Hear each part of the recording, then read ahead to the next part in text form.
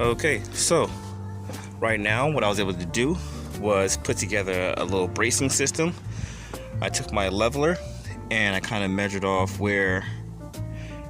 how far the 4x4s were leaning. So I put in this brace to help keep it in that slight lean position, because again, we're building this up against a hill and we want to make sure that we have some lean to force up against the hill for when the dirt is coming downward, so that way it encourages the fence to stay in an upright position. Now that I've got my braces together, I cleared out my driving holes for where I'm going to pour my concrete, and now I'm about to go get my bags of concrete and prepare to mix and pour those into these holes.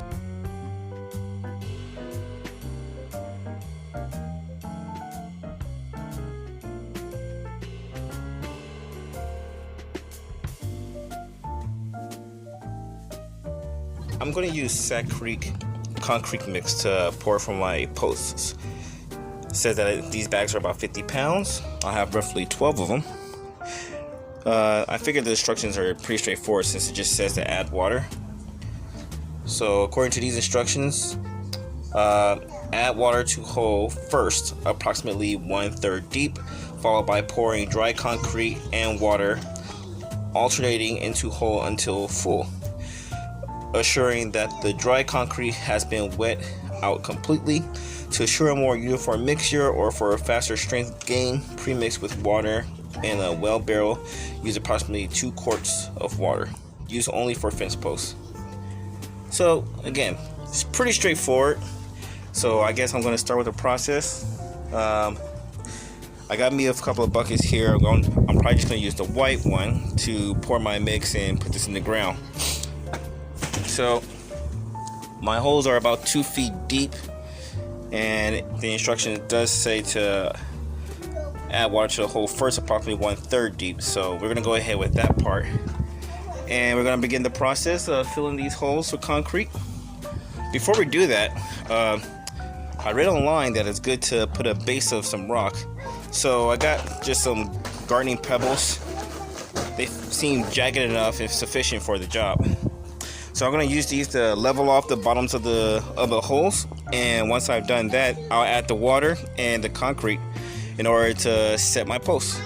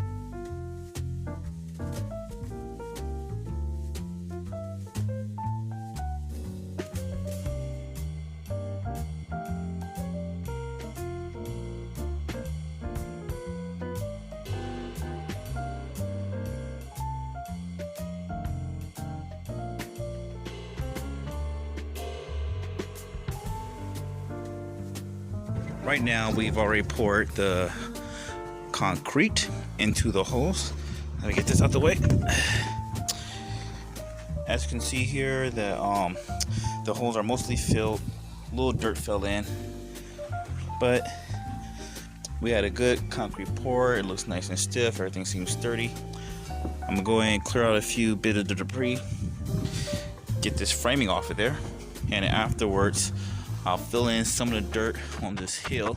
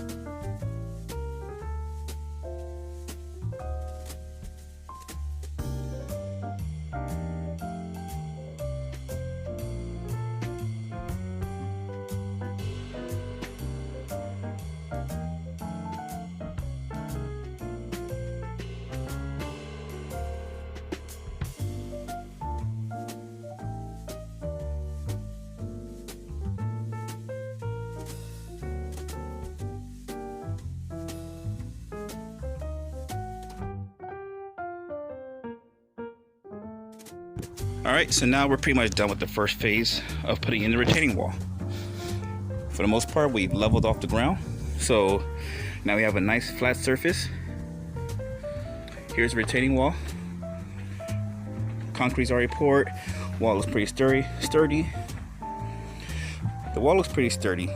And all the dirt that was sitting down in this area, not sure if you can see how flat it is now, but let's get a better look. So, from this angle, get a better idea how flat I was able to get that to become.